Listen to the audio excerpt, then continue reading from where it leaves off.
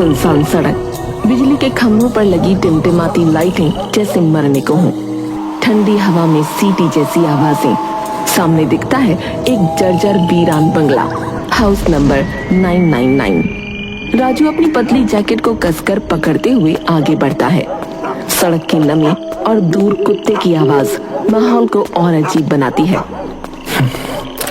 साले ने नौकरी भी नहीं दी, इतनी दूर चलकर आया और सीधा मना। वो सर झुकाए चलता रहता है। तभी एक पुरानी ब्लैक कार उसके पास आकर रुकती है। इंजन की आवाज हल्की और अजीब सी गूंजती है। कार का शीशा धीरे धीरे नीचे होता है। अंदर बैठा आदमी आधे अंधेरे में सिर्फ उसकी लाल आंखें चमकती हैं। तुम्हें नौकरी चाहिए ना? जी हाँ, चाहिए तो है।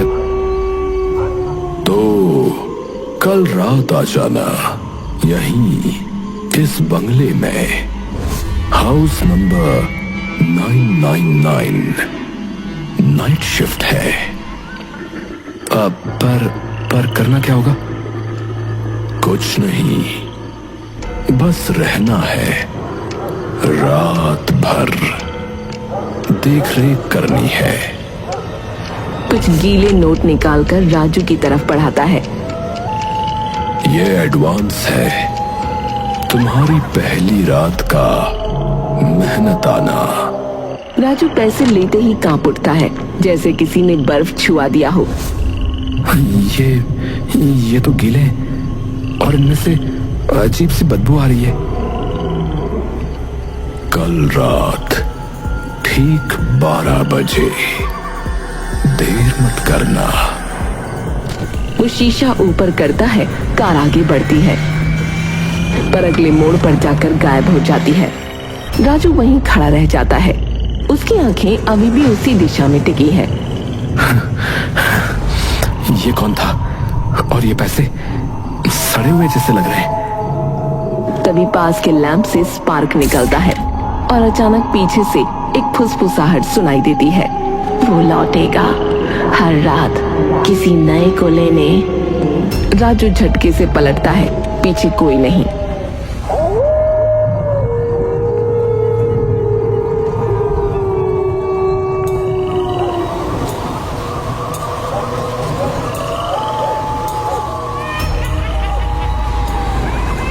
घना अंधेरा, हल्का सा कोहरा और वही पुराना बंगला, हाउस नंबर 999। जैसे सैकड़ों सालों से वहीं खड़ा हो, सब कुछ सुनता, सब कुछ छुपाता।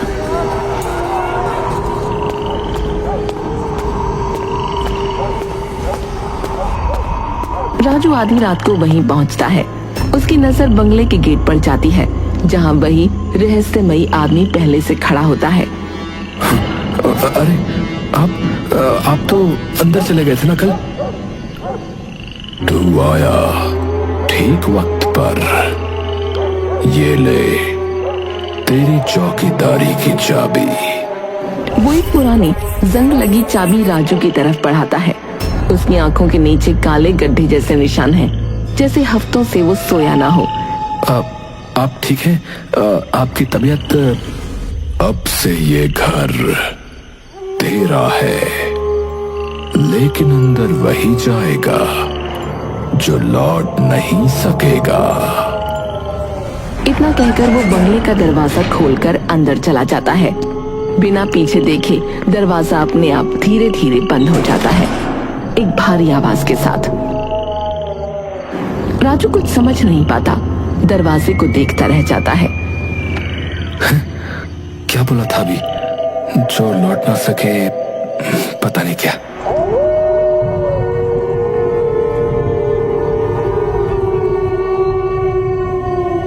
कुछ देर बाद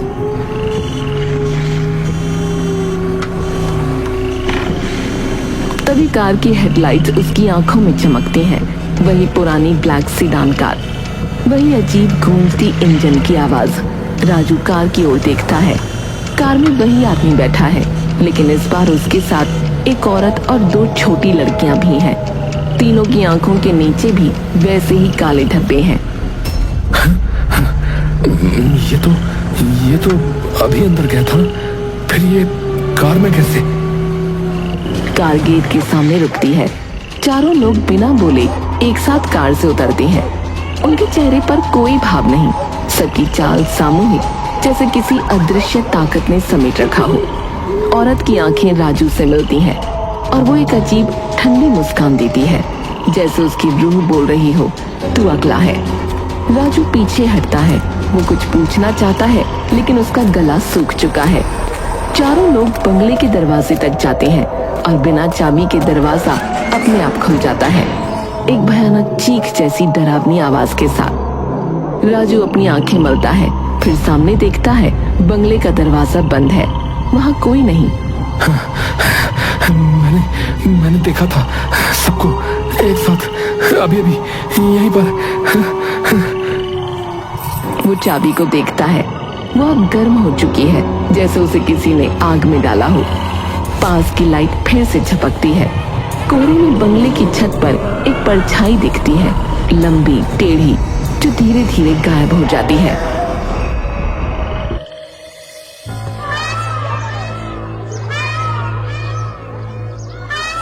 सुबह की रोशनी कमरे में झांक रही है, लेकिन माहौल फिर भी भारी है।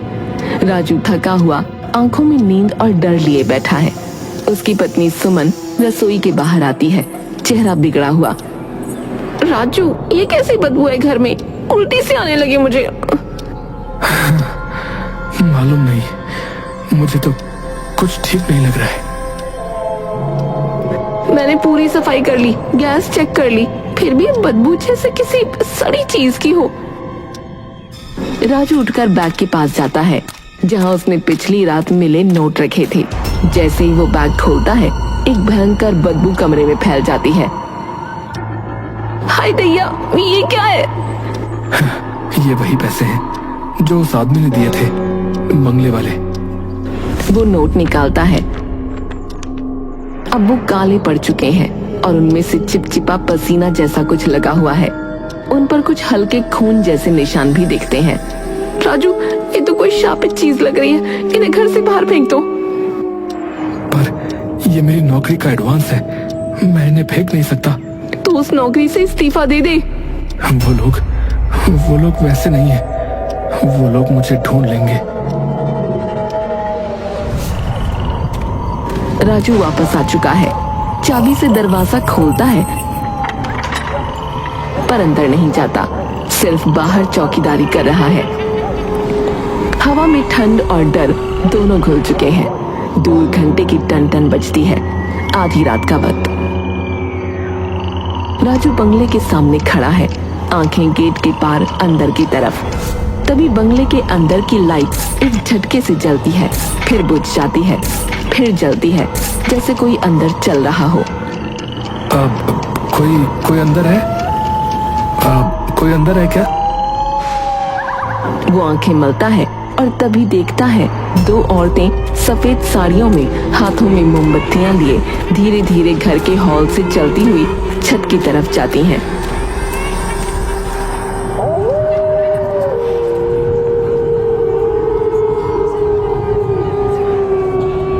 उनके चेहरे नहीं दिखते, बाल लंबे खुले हैं और मोमबत्तियों की धीमी रोशनी में उनके पांव जमीन को छूते नहीं। ये क्या है? औरतें छत तक पहुंचती हैं और छत के कोने पर खड़ी हो जाती हैं। मोमबत्तियां अब नीली रोशनी में बदल रही हैं।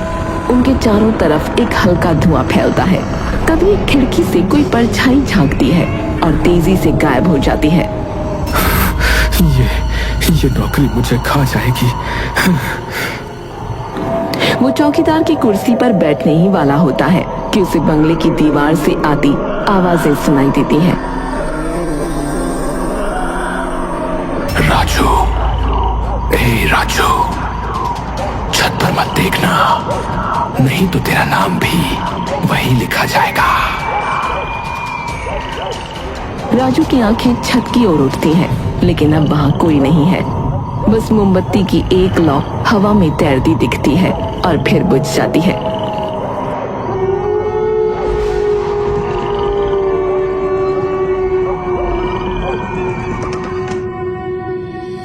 सुबह की हल्की रोशनी लेकिन हवा में अब भी रात की सर्दी और कुछ अनदेखा डर लिपटा हुआ है।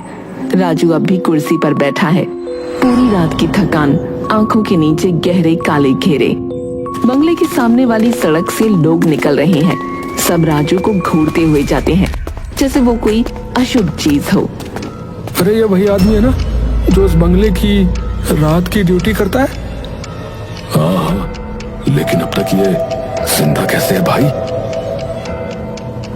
राजू इन बातों को सुनता है लेकिन अनसुना करता है। तभी सामने से एक बुजुर्ग बाबा फटे पुराने कपड़े पहने, हाथ में झोली लिए, लड़खड़ाते कदमों से आते हैं। कुछ दे दे बेटा, भूखा हूँ। रुकिए बाबा, देता हूँ। राजू जेब से वही नोट निकालता है जो उस अजीब आदमी ने दिए थे, लेकिन जैसे ही वो नोट बाबा की तरफ बढ़ाता है, बाबा की नजर बंगले पर पड़ती है। वो एकदम सख्त हो जाता है, आंखें फैल जाती हैं।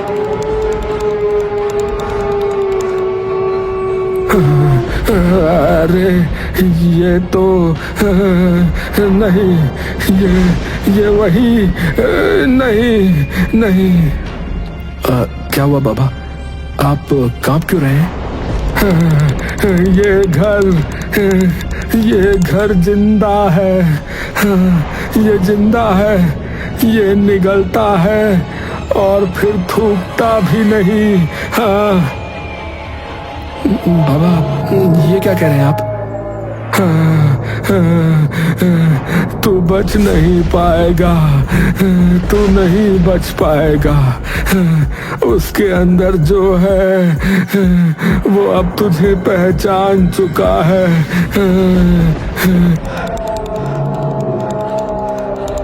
और तभी बाबा जोर से चीखता है जैसे किसी अदृश्य ताकत ने उसके मन को तोड़ दिया हो। उसकी आंखें दीवारों में है। मत देखो उस बंगले को। नहीं नहीं नहीं।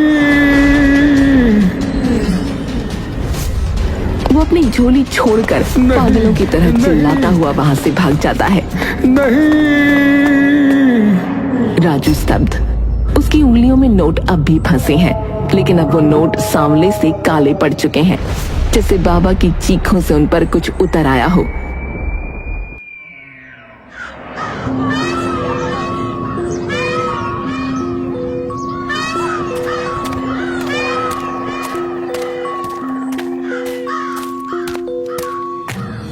सुमन रसोई में है, लेकिन राजू इस बार शांत नहीं है। अंदर कुछ टूटा हुआ है। सुमन, आज फिर कुछ हुआ है। अब क्या? एक बाबा आया था पैसे मांगने। जैसे ही उसने बंगले की तरफ देखा तो वो पागल हो गया, चिल्लाने लगा और भाग गया।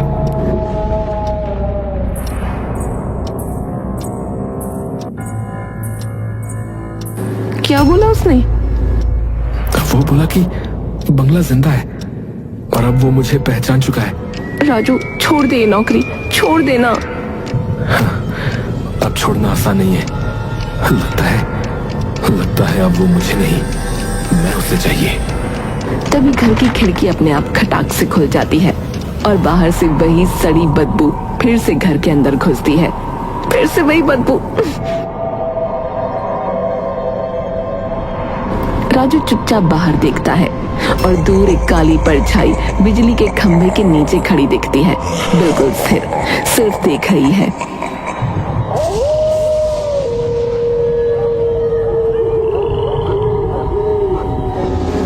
रात के 2 बजे बंगले के बाहर अब तेज हवा चल रही है। दरवाजा खुद ब खुद धीरे से झरमराता है। राजू अब तक ड्यूटी पर है, लेकिन प्यास उसे परेशान कर रही है। एक गिलास पानी तो पी ही लो, वैसे भी सब सो रहे होंगे।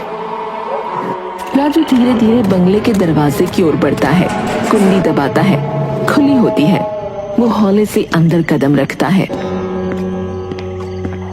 भीतर की हवा बासी और सड़ी हुई है। कमरे में एक भी बल्ब नहीं जल रहा। केवल गलियारे के कोने से आ रही हल्की नीली रोशनी रास्ता दिखा रही है। कोई है? वो रसोई की ओर बढ़ता है, तभी पीछे से किसी के चलने की आहट आती है। कौन है? कौन है? एक औरत सामने खड़ी है, वही उस अजीब आदमी की बीवी। मैडम, मैडम मुझे सिर्फ पानी।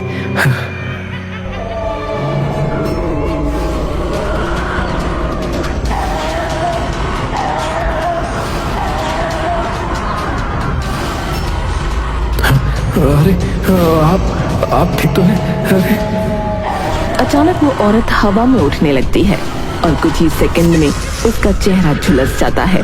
बाल बिखरते हैं, आंखें काली हो जाती हैं। अब वो भूत बन चुकी है। अब तू भी यहीं रहेगा हमारे साथ। राजू भागने की कोशिश करता है।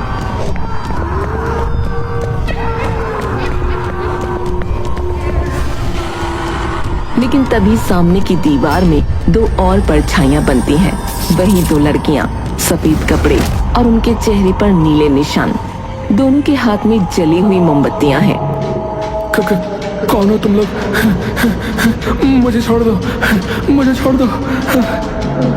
पीछे से वही अजीब आदमी प्रकट होता है, लेकिन अब उसका चेहरा पिघला हुआ, आंखें पूरी तरह काली और गले में रस्सी का निशान। कहा था ना, अब नौकरी छोड़ना आसान नहीं है। राजू अब पूरी तरह डर के मारे जमीन पर गिर जाता है। रेंगते हुए वापस भागने की कोशिश करता है। तभी कमरे की छत से एक रोशनी गिरती है और राजू ऊपर देखता है। चारों के शव फांसी पर झूल रहे हैं। वही 4 लोग, 2 लड़कियां, औरत और वो आदमी। उनकी गर्दनें एक साथ तड़पती हैं और रस्सियां कर कर की आवाज करती हैं। नहीं, नहीं, नहीं, नहीं!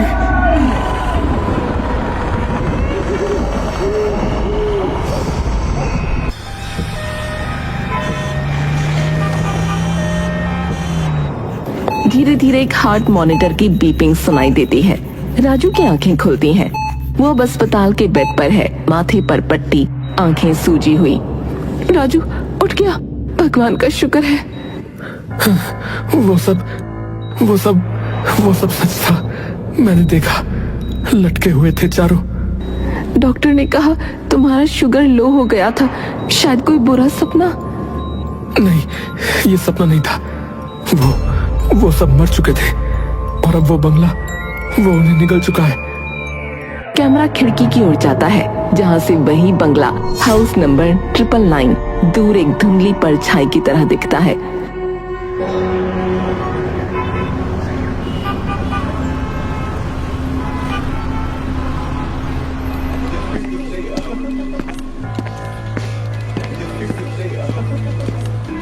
कमरे का माहौल अब शांत है। राजू बिस्तर पर लेटा है। दरवाजा खुलता है और अंदर आता है एक अधेड़ उम्र का आदमी, अखिल। गंभीर चेहरा, आंखों में थकान। तुम राजू हो? हाँ, आप कौन? देखो भाई, मुझे पुलिस ने बताया कि तुम बेहोश हालत में बंगला नंबर 999 से मिले थे। देखो, मैं कहना तो नहीं चाहता, लेकिन देखो, मैं तुम्हें बता दूं कि वो बंगला मेरा है। क्या? लेकिन वहां एक आदमी ने मुझे नौकरी दी थी और वो खुद। वो प्रशांत था, मेरा छोटा भाई, जो अब इस दुनिया में नहीं है। राजू के चेहरे का रंग उड़ने लगता है। नहीं, वो तो मुझसे मिला था। उसने एडवांस भी दिया। देखो, प्रशांत की मौत 3 साल पहले ही हो चुकी है। साथ ही उसकी बेटी रेनू और 2 बेटियां, 3 और रीना। बंगले की पुरानी रंग उड़ी तस्वीरें, घर में दवाइयों की बोतलें। प्रशांत बिस्तर पर लेटा है, चेहरे पर थकावट और आंखों में मौत का इंतजार। प्रशांत को 4थी स्टेज का कैंसर हो गया था। कुछ ही महीने बचे थे और उस घर ने सबकी सोच बदल दी। टीना और रीना काले कपड़े पहने तंत्र मंत्र पढ़ रही हैं। उन्हें लगा अगर कोई मंत्र ऐसा है जिससे मरने के बाद भी एक साथ रहा जा सकता है तो वही सही है। बंगले में चारों एक काले चक्र के बीच बैठकर हाथ थामे मंत्र पढ़ रही हैं। माहौल में भय हवा से हर रही है। और एक रात सबने एक एक रस्सी ली और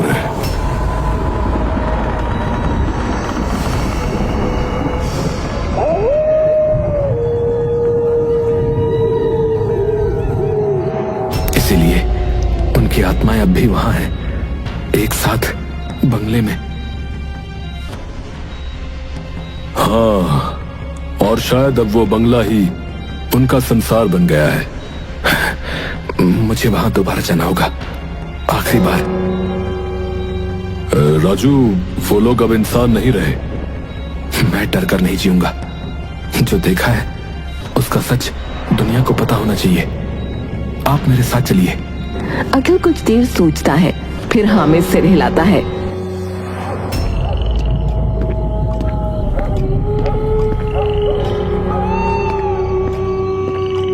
ये घर अब भी वैसा ही है, सड़ता हुआ।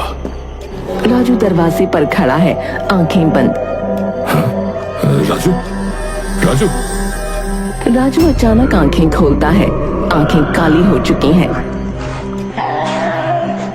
3 साल बाद आया है तू अखिल। अब हम सब तैयार हैं। हाँ? क्या बकवास है ये?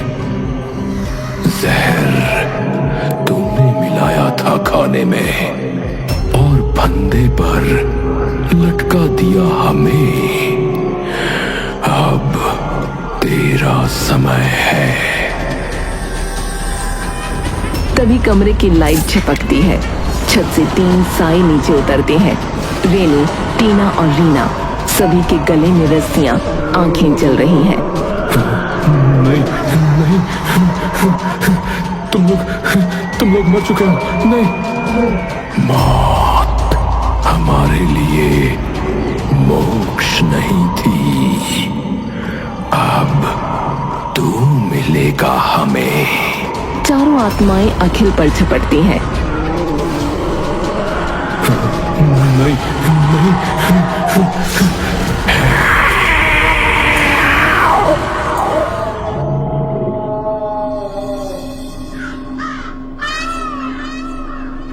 हाँ, बड़ा अच्छा बंगला है। ये बंगला तो मैं ही खरीदूंगा। हाँ।